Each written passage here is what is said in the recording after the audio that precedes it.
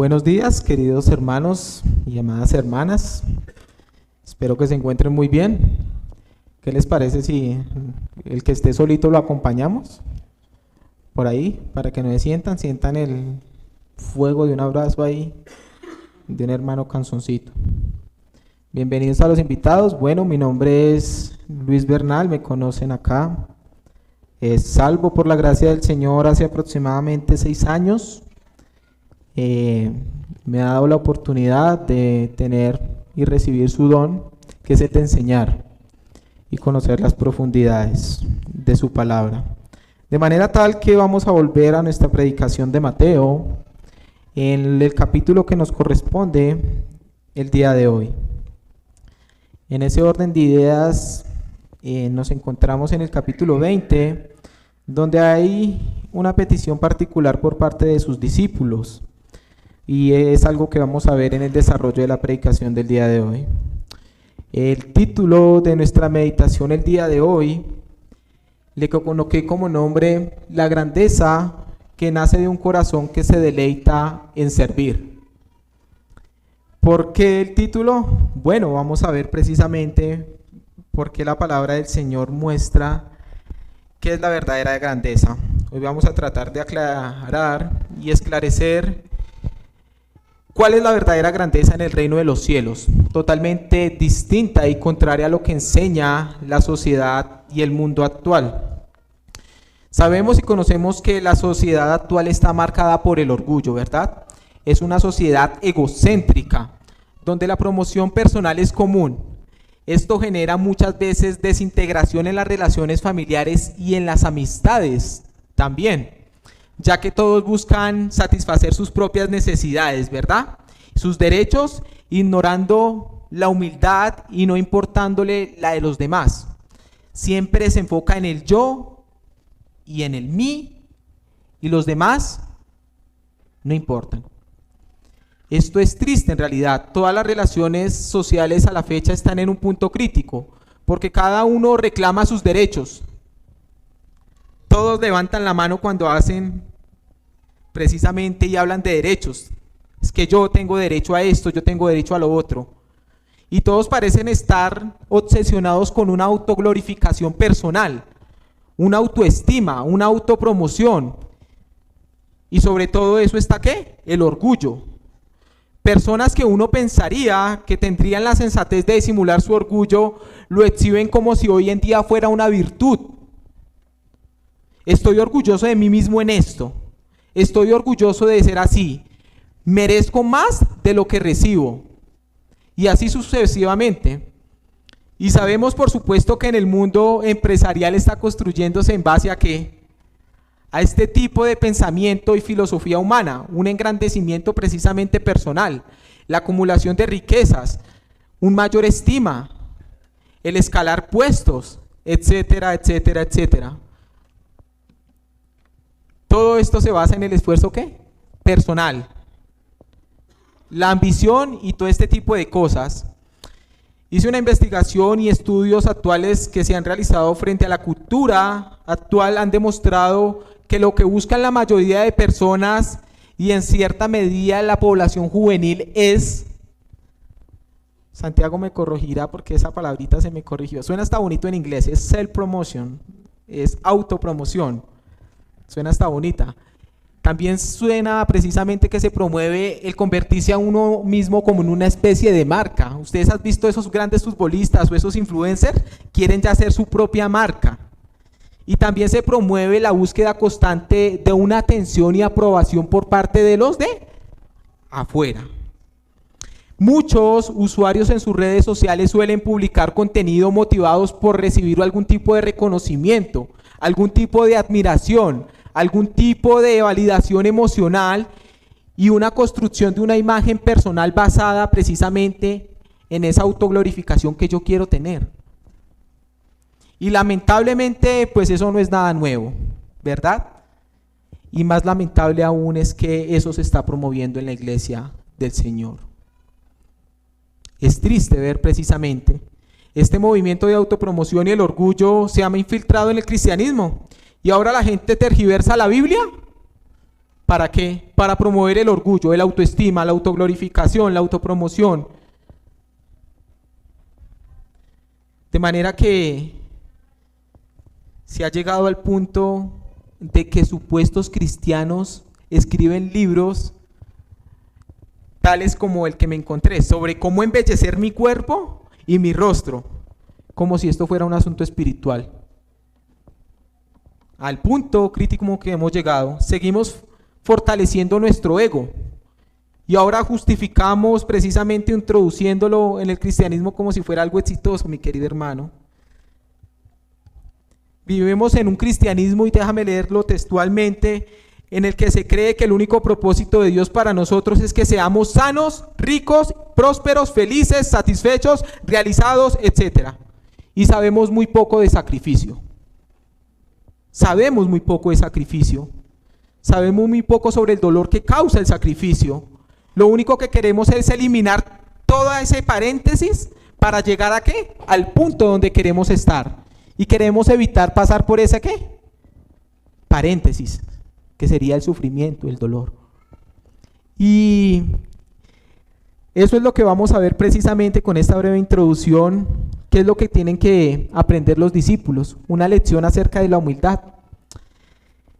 Debemos aprender la lección del honor a través de la humildad, algo que no se promueve hoy en día.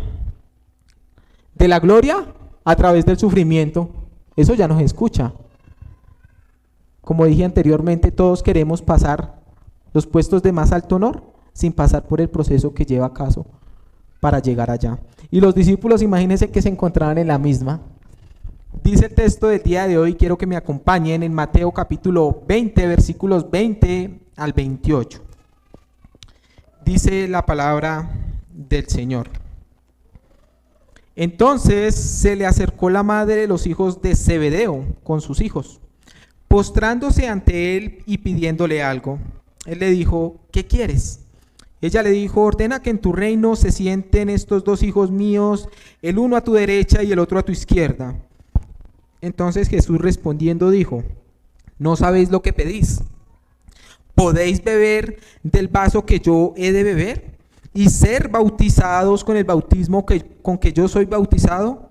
Y ellos le dijeron, podemos. Él les dijo, a la verdad de mi vaso beberéis, y con el bautismo con que yo soy bautizado seréis bautizados. Pero el sentaros a mi derecha y a mi izquierda no es mío darlo, sino a aquellos para quienes está preparado por mi Padre. Cuando los 10 oyeron esto, se enojaron contra los dos hermanos. Entonces Jesús llamándolos dijo, ¿sabéis que los gobernantes de las naciones se enseñorean de ellas y los que son grandes ejercen sobre ellas potestad? Mas entre vosotros no será así, sino el que quiera hacerse grande entre vosotros será ¿qué? Vuestro servidor, y el que quiera ser el primero entre vosotros será vuestro siervo. Como el Hijo del Hombre no vino para ser servido, sino para servir y para dar su vida en rescate por muchos. Oremos. Padre, te damos gracias, Señor. Queremos pedirte, oh Señor bendito, que tu nombre, Señor, sea exaltado, que tu gloria, Señor, podamos hoy, Señor, contemplarla y maravillarnos, Señor, acerca de la lección que tú quieres dar, Señor, a nuestro corazón el día de hoy. Padre, ilumina, trae entendimiento, Señor, precisamente para que podamos ser consolados, Señor, a aquellos corazones que están afligidos por medio de esta exposición. Que aquellos que están gozosos, Señor, continúen precisamente admirándote, Señor, y alabando tu nombre por la grandeza de tu nombre.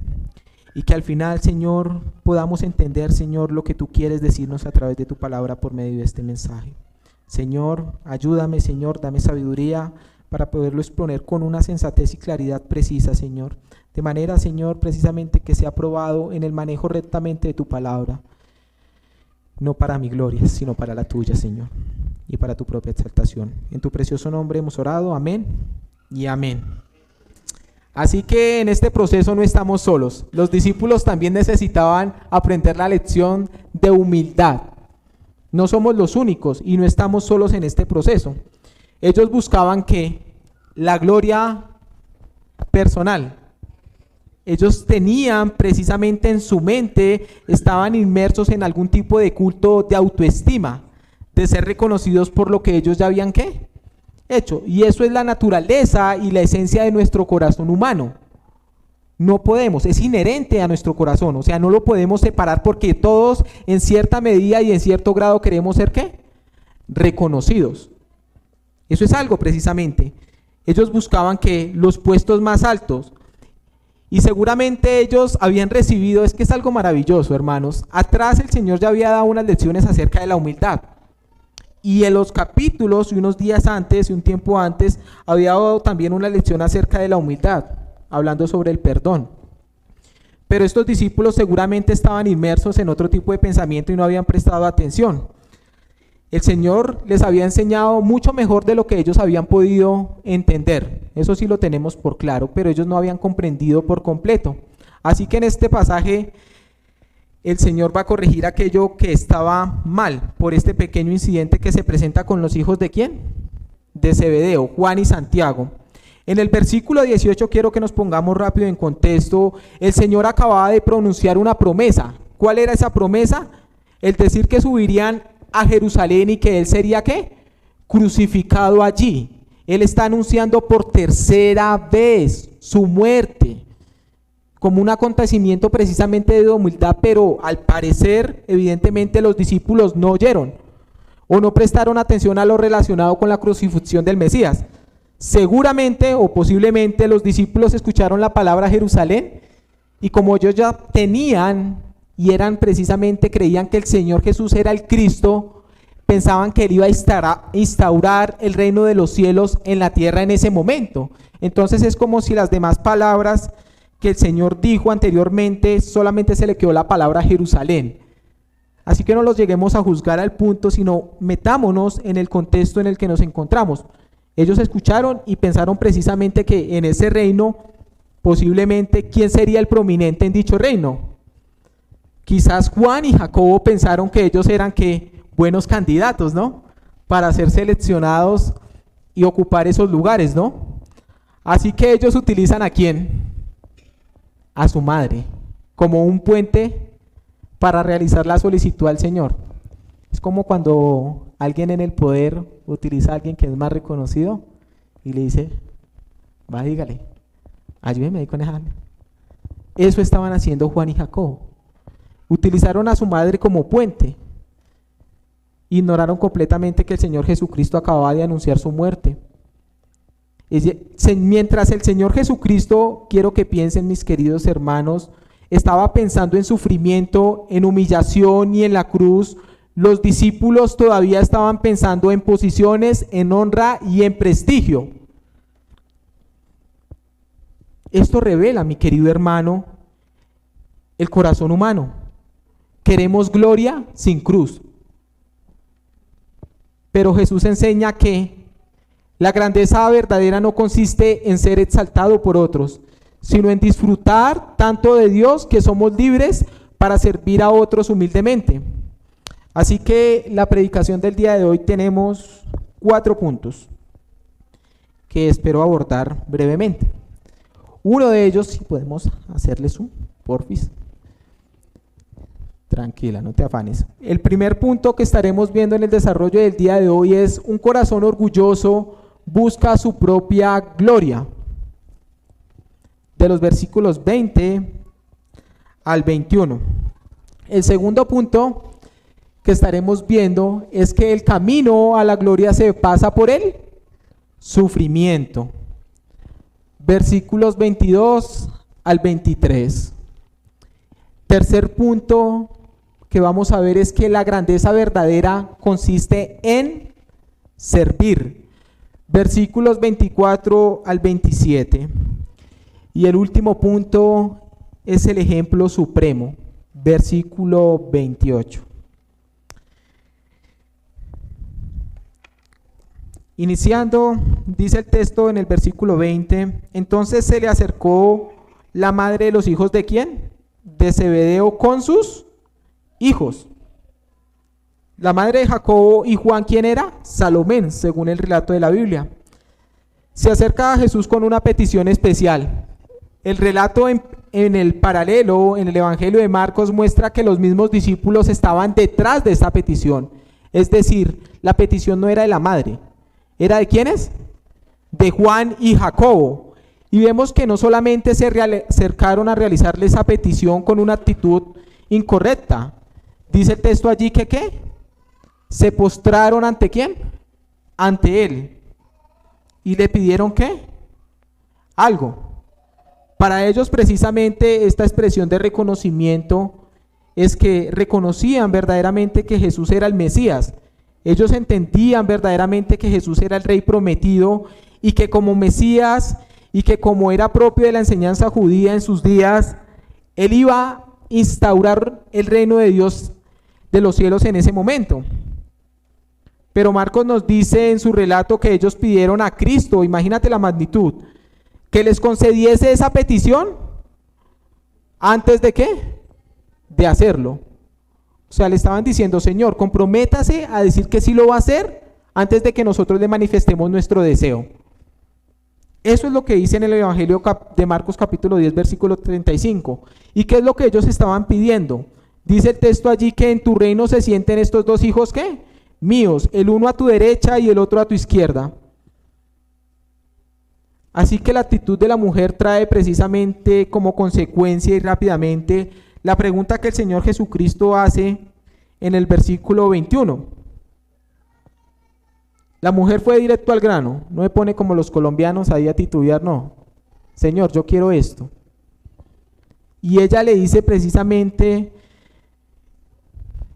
esta petición tan maravillosa que parecería un poco ambiciosa, pero si analizamos el entorno en el que se realizaba, recordemos precisamente que capítulos anteriores Pedro había hablado en nombre de ¿quién? De los 12, preguntando a Jesús sobre lo que recibirían por haber dejado ¿qué? Todo para seguirle, capítulo 19. Y la respuesta del Señor Jesucristo, ¿cuál fue? Quiero que la recordemos. Les dijo que entonces que iban a recibir en la regeneración, se iban a sentar en 12 tronos, sobre los cuales ¿qué? Iban a juzgar a las 12 tribus de ¿qué? De Israel. Así que teniendo precisamente ellos esta convicción profunda de que aparte de que era el Mesías, el anuncio de un reino que querían precisamente tomar posiciones para aquellos. O sea que la petición no es tan mala como pareciera. Ellos pensaban que ya llegaría el reino y pues querían saber. Ciertamente como en el Oriente Medio se tenía la costumbre, el deseo para ellos era estar ¿qué? Cerca del rey, de estar en una posición cercana al rey, sentándose el uno a la derecha y el otro a la izquierda. Y no cabe duda que lo que ellos no estaban buscando era cercanía al rey. Ellos no querían comunión, querían la posición cerca del rey. Querían el mayor honor, los puestos de mayor honor en el reino. Porque en la cultura bíblica, mi querido hermano, quiero que entiendas esto, el sentarse a la derecha y a la izquierda del rey significa máxima autoridad, significa honor, prominencia y cercanía al poder. Ellos creían precisamente que Jesús establecería en ese momento su reino glorioso acá, pero no era así. Así que el problema no era solo la petición, el problema no es la petición, es el corazón detrás de la petición. ¿Por qué? Porque ellos querían gloria, lo veremos allí, y mi hermana me está colaborando, gloria sin sufrimiento, querían prominencia sin sacrificio, y querían corona sin cruz. Así que acá hay una verdad muy impactante para nosotros, y es que el corazón humano naturalmente busca satisfacción en ¿qué? En el reconocimiento social, en ser superiores, y en la importancia personal que tenemos ante la sociedad. Imagínate que el pecado transforma incluso las cosas espirituales en oportunidades de exaltación propia, mi querido hermano. Los discípulos no estaban buscando un lugar para servir, sino un lugar para ser ¿qué? Admirados. ¿Y cuántas veces nos pasa esto a nosotros? Déjame decirte que es posible servir en la iglesia, predicar, cantar, liderar, y aún así estar buscando admiración, influencia y prestigio espiritual. La pregunta que deberíamos hacernos en esta mañana es: ¿deseamos a Cristo o solo la posición cerca de Cristo, porque son dos cosas muy distintas. Tú ves líderes que son inalcanzables. Ellos simplemente desean que la admiración y la posición de las personas, el poder y el ejercer autoridad, ni siquiera ejercer, son su propia autoridad sobre la iglesia. Cuando la Biblia enseña todo lo contrario, la única autoridad de la iglesia es Cristo. Los líderes, ancianos y pastores simplemente son responsables de administrar. Estos hombres buscan la gloria para sí mismos, buscan el lugar de posición para obtener riquezas, admiración. Pero déjame preguntarte más puntualmente a ti, mi querido hermano, si tú estás sirviendo en esta iglesia, ¿qué es lo que tú quieres? Si no están viendo, les compartiré las diapositivas al WhatsApp, no se preocupen, pero quiero que presten atención. Tranquila, no te afanes. ¿Qué es lo que estás buscando? ¿Deseas a Cristo o una posición cercana de Cristo? Es tremendo. Ellos pasaron ya un buen tiempo con el Señor Jesucristo y se acercaba la ¿qué? La presentación del Rey, como vamos a ver precisamente después. Pero ellos aún no habían entendido y su pensamiento estaba inundado todavía precisamente por recibir algo, más de lo que el Señor ya les había dado. Pero mira que no solo queda allí. El Señor pregunta, ¿qué quieres? Y ese es el segundo punto que estaremos viendo en el desarrollo, mi querido hermano. Ella le pide que ¿qué? Que en tu reino se sienten a tu diestra y el otro a la izquierda. Y el Señor precisamente le enseña que el segundo punto es que el camino a la gloria pasa primero por el sufrimiento. Entonces Jesús respondiendo le dijo, ¿no sabéis lo que pedís? ¿Podéis beber del vaso que yo he de beber y ser bautizado con el bautismo que yo soy bautizado? Jesús revela precisamente que ellos no entendían lo que estaban solicitando y pidiendo al Señor. Pero el Señor responde con una respuesta llena de gracia, de paciencia y amor. Los dos discípulos continuaban con su visión nublada, mis queridos hermanos. Eran como ciegos frente a las realidades espirituales que estaban frente a ellos, del reino de los cielos. Ellos no terminaban de entender que la glorificación del Rey iba precedida necesariamente del tremendo sufrimiento. Por eso la primera pregunta del Señor, ¿podéis beber del vaso que yo he de beber? Y aquí, para entender esto, tenemos que ver que el vaso simboliza en la Biblia el sufrimiento, el juicio, la ira y aflicción divinas. Eso es lo que significa el vaso. Sufrimiento, juicio, ira y aflicción divina. Jesús aquí se está refiriendo y está hablando de qué, de su sufrimiento, del rechazo que él iba a padecer y finalmente de la qué, de la cruz. Ellos querían compartir su gloria precisamente, pero no comprendían aún el costo. Y así andamos muchos. Muchos queremos compartir la gloria de Cristo y no está mal, pero no comprendemos aún el costo. Ellos no se sentaron, imagínate mi querido hermano, a meditar en la pregunta, sino que ellos precisamente después de que el Señor les pregunta esto, ¿qué responden? Podemos. O sea, eso fue inmediata. Ellos dijeron, podemos, seguro que sí. Pero déjame decirte, mi querido hermano, que pedir ser glorificado con Cristo es pedir sufrir con Él. ¿Te vas haciendo un cálculo del costo? Si tú pides ser glorificado con Cristo, es pedir sufrir. Si sufrimos, dice la palabra del Señor, también reinaremos con Él. En 2 de Timoteo capítulo 2, versículo 12. Es necesario que quien quiera ser glorificado con Cristo, venza como Cristo venció. ¿En medio de qué? Del sufrimiento y de la misma muerte, para sentarse con Él en el trono.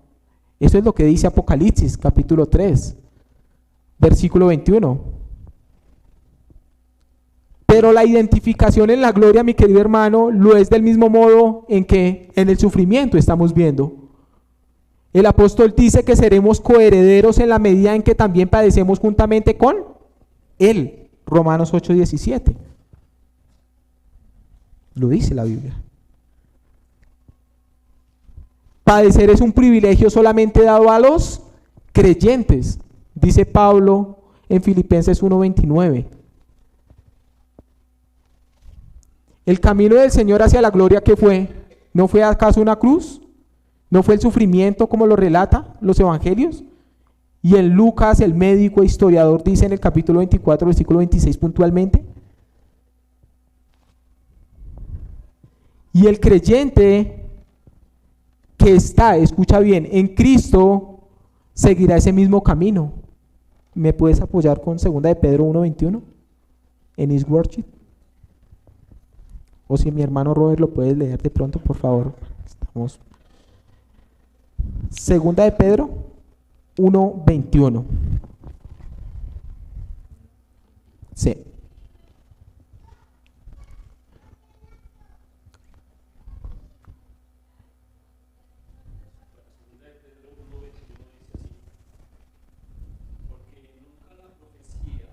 Paulo.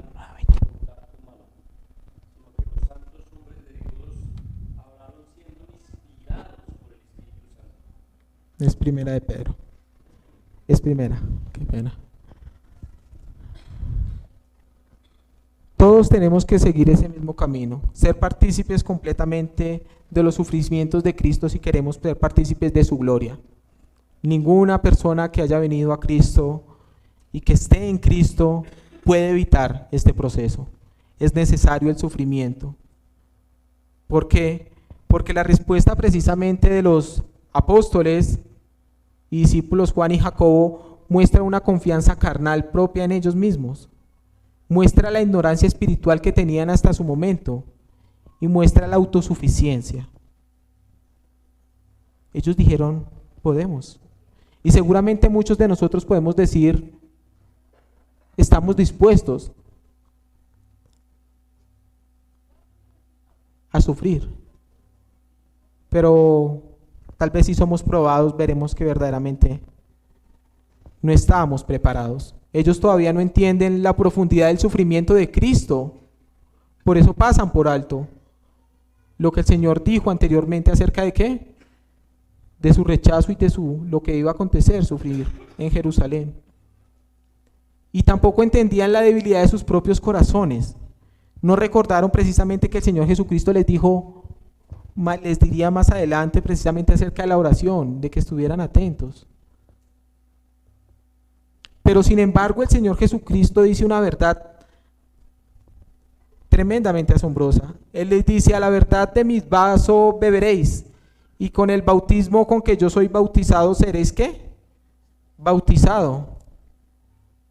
La expresión que se utiliza allí precisamente para esto quiere decir que ellos iban a experimentar de una forma completa esta experiencia, ya sea favorablemente o desfavorablemente. Ellos iban a pasar por eso, pero no era el momento.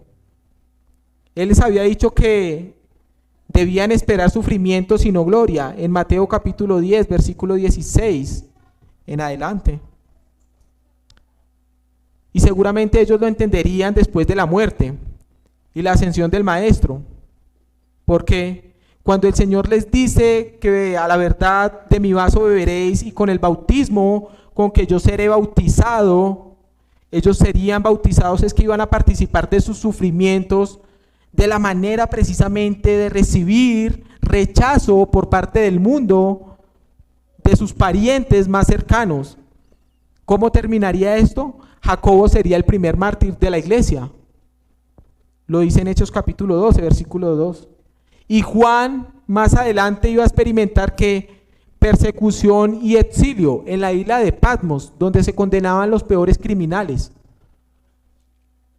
y lo experimentaron, pero hasta el momento no lo entendían. Yo quiero que tú entiendas que seguir a Cristo implica sufrimiento. El verdadero seguidor de Jesús debe pasar primero por un camino llevando su cruz antes de la glorificación. Y el que no toma su cruz y me sigue no es digno de ser ¿qué? Mi discípulo. Mateo 16 lo dice en el capítulo 16, versículo 24. Pero con relación a la petición que ellos estaban diciendo, Jesús les dice que su misión en ese momento en la tierra no era dar recompensas, ni asignar lugares en el reino, como el sentarse a la diestra y a la izquierda.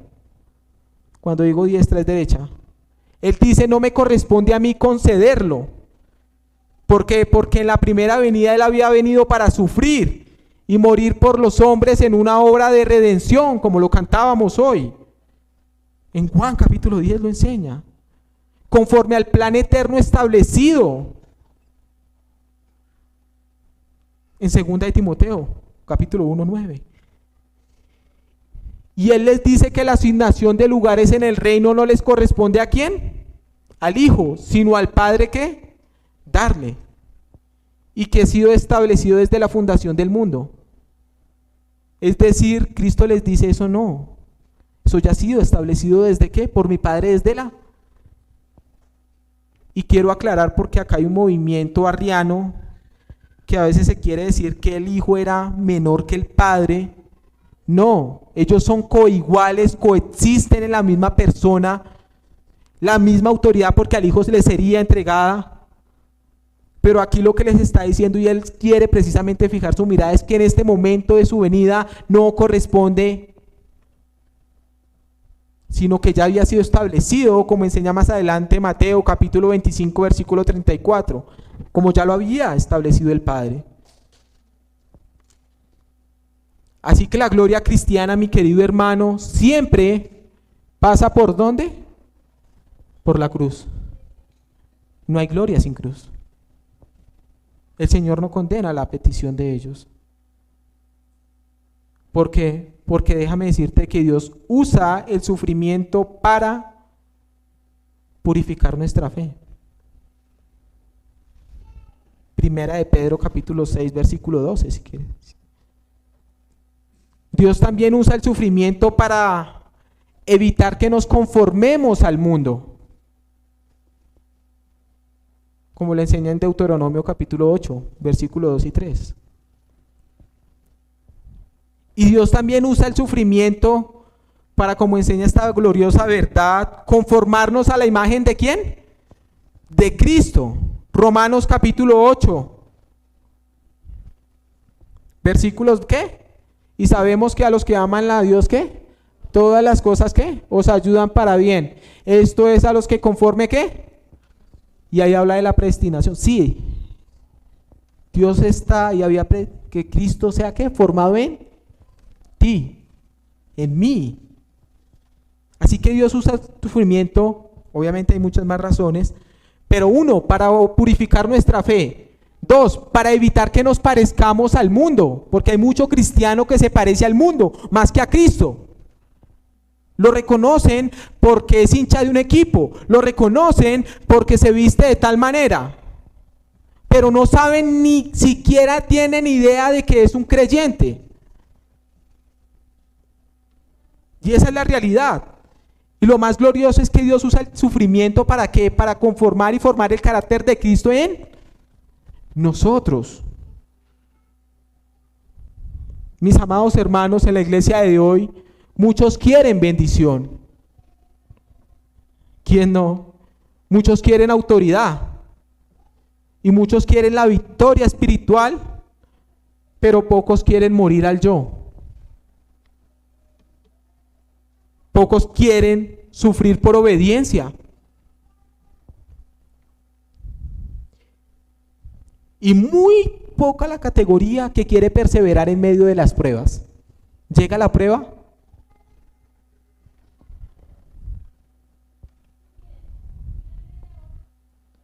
No existe cristianismo auténtico sin cruz, mi querido hermano. no existe.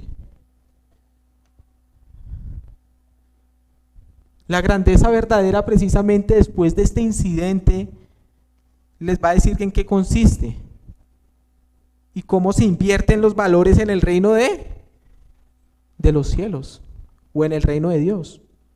No es como en el mundo. Él va a aprovechar precisamente que la verdadera grandeza, es el tercer punto, consiste en servir, no en ser servido.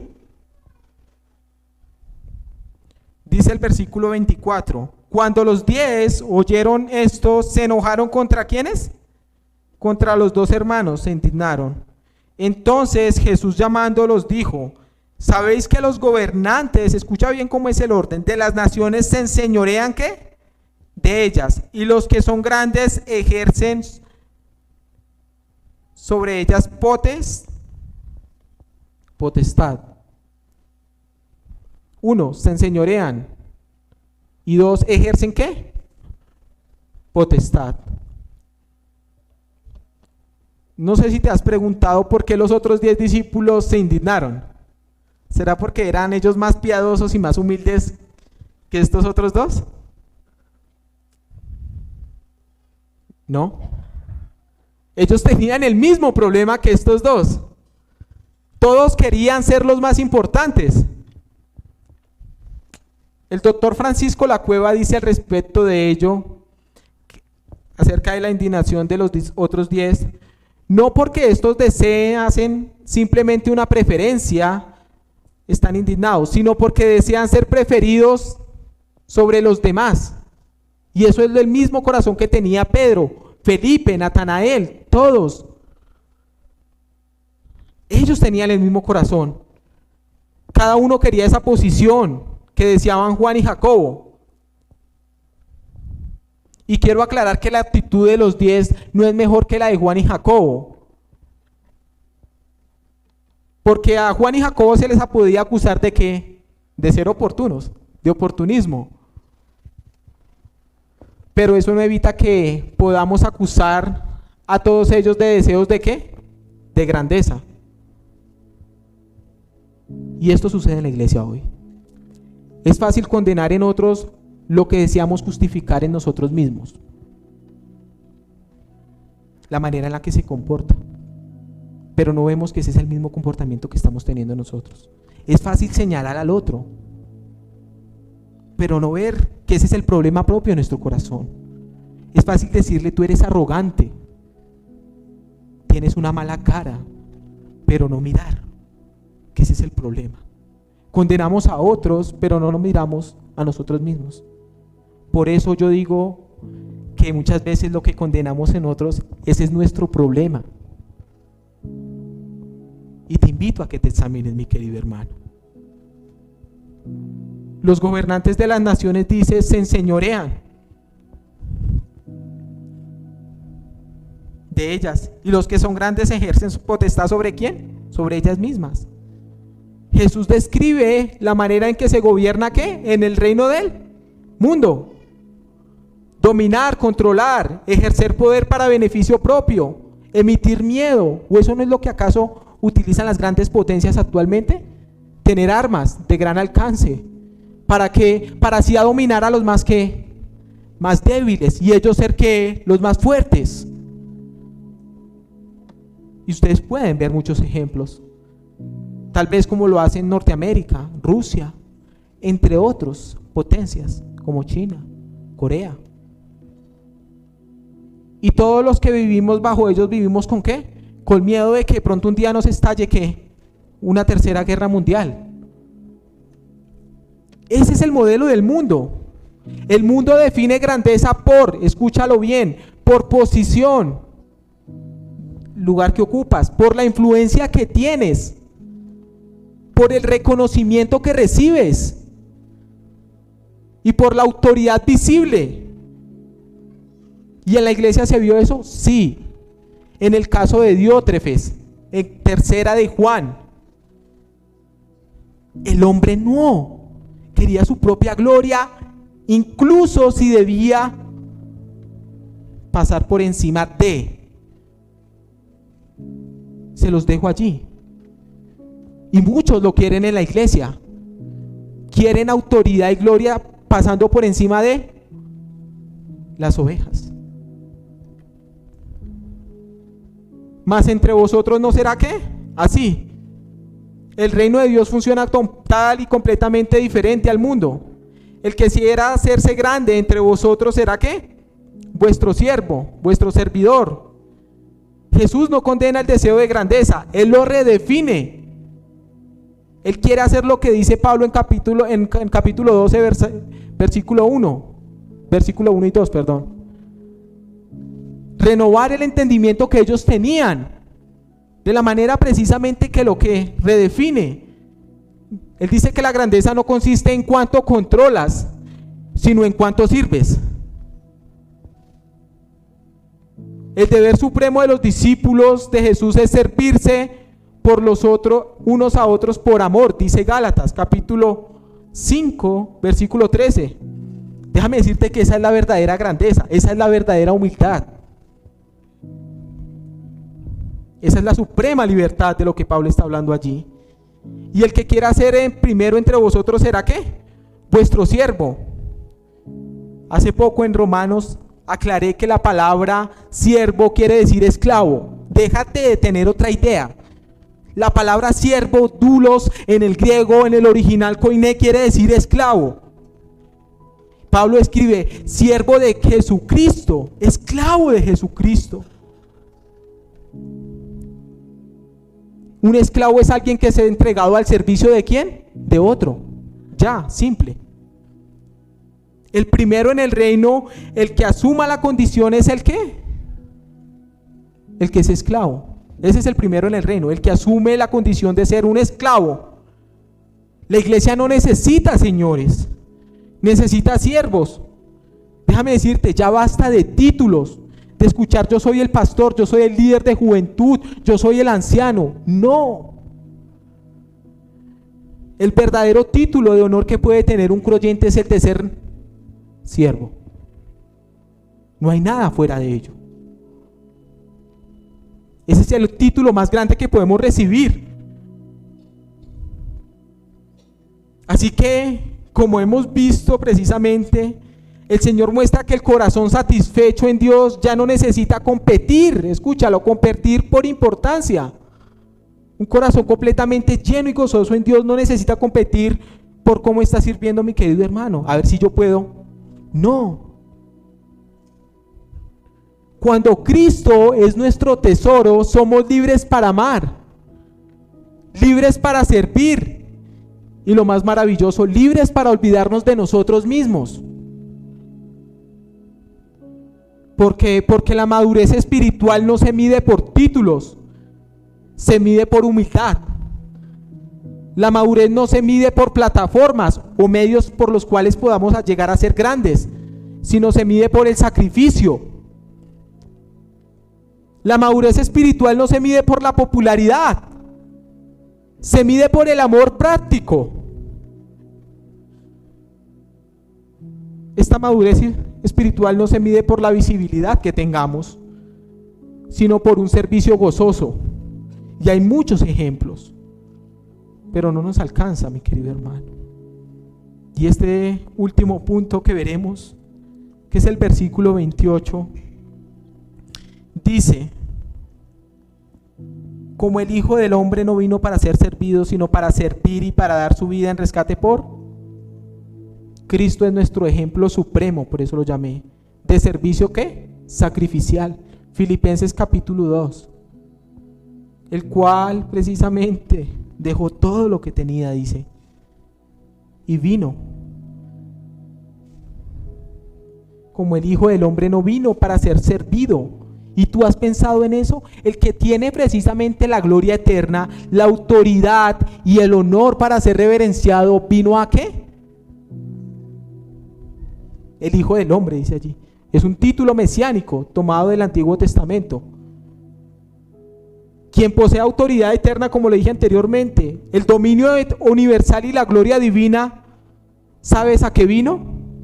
Vino a servir. Cristo lavó pies. Él la labor del esclavo más miserable en la casa de una persona. Cristo tocó leprosos, recibió prostitutas, aquellos que rechazaban, los que cobraban el impuesto también lo recibió. ¿Y sabes qué? Comió con pecadores. Y esto nos muestra que la grandeza infinita se manifestó que en la humildad infinita de nuestro Señor. Espero que eso cambie tu corazón el día de hoy. Y leyendo un comentario no me cesaban de llorar las lágrimas. Porque sí, soy muy arrogante, soy orgulloso. Pero mi Señor me mostró que Él vino a servir y a dar su ¿qué? Su vida. Y seguramente de acá me saldrían 20 sermones o más, estoy seguro. Esta es la esencia del Evangelio, mi querido hermano, lo que recordábamos esta mañana, para dar su vida en rescate. Esa es la esencia del Evangelio. El rescate habla de un precio pagado para liberar ¿a quiénes? A quienes eran esclavos. Y eso fue lo que Cristo hizo.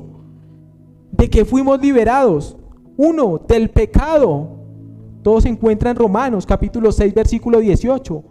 ¿De qué fuimos liberados? De la condenación eterna. Romanos capítulo 8 versículo 1 y 2. ¿De qué fuimos liberados, mi querido hermano? De la ira divina. Romanos capítulo 5 versículo 9. Y hemos sido también liberados y rescatados de la muerte eterna. Romanos capítulo 3 versículo 21 al 26.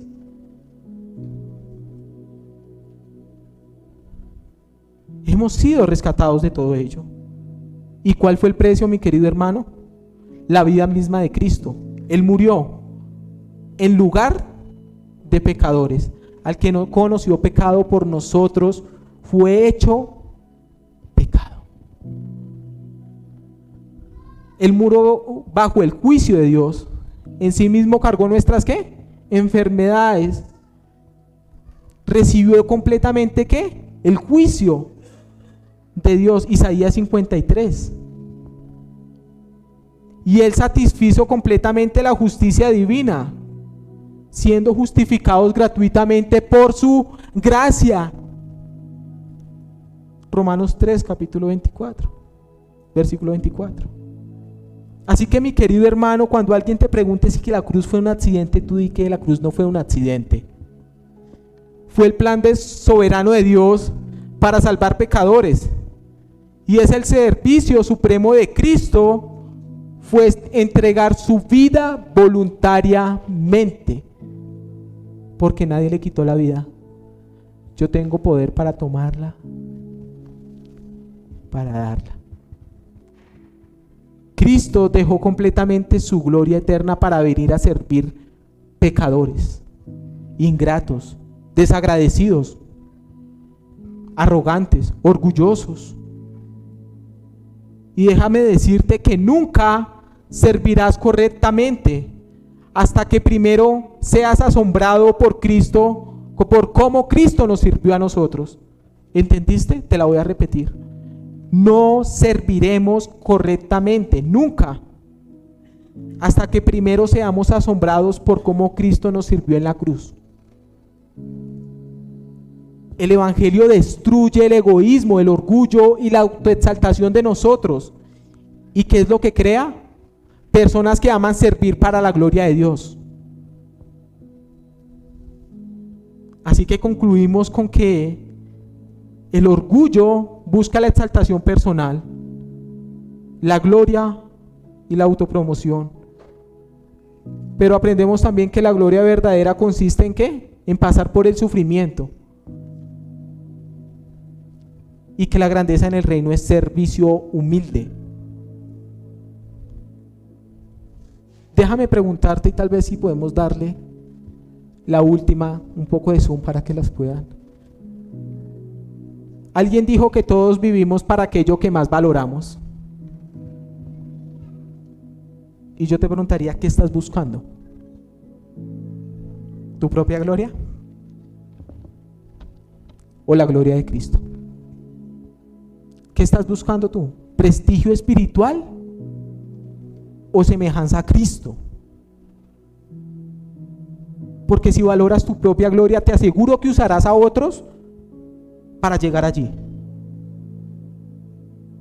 Pero si valoras a Cristo y la gloria de Cristo, le pedirás a Él que te use a ti para servir a otros y para su gloria.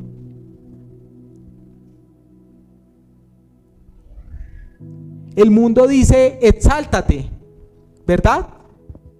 Y Cristo te llama a revestirte de humildad. Además, el mundo dice y busca ser ¿qué? Servido. Pero Cristo te llama ¿a qué? A servir. Termino con esto, mi querido hermano. La cruz nos muestra que la vida más grande jamás vivida fue la vida que más se entregó, y esa fue la de nuestro Señor.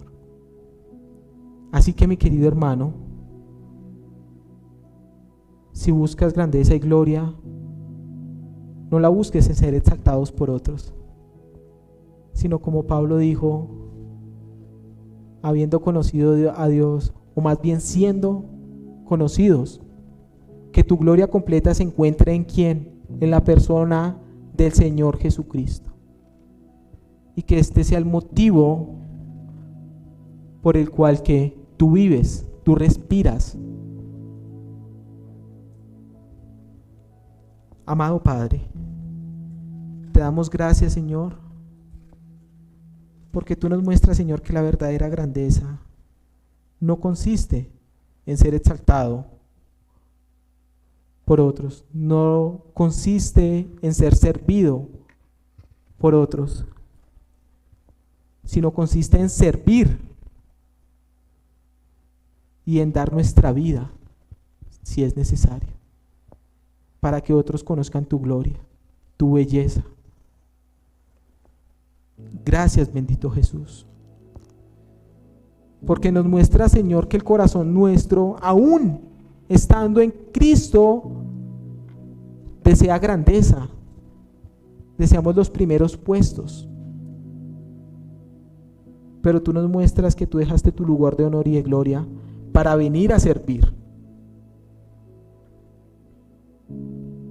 Señor, que no busquemos la grandeza fuera de ti. Ayuda, Señor, a nuestro corazón y que seamos quebrantados, Señor, en un servicio humilde, sacrificial, entregado hacia tu iglesia, hacia otros, y que entendamos que si el gobernador divino, el Rey eterno, vino a servir, ¿qué puedo esperar o querer yo más que seguir el ejemplo como un discípulo fiel del Maestro, quien lavó los pies de los... Señor, que esto suceda en Torre de Refugio, que muchos dejen los lugares de honores y que tomen la toalla, Señor, el agua necesaria y vayan y consuelen, restauren a otros. A ti sea la gloria, Señor, el honor y la alabanza. En Cristo Jesús damos gracias. Amén y amén.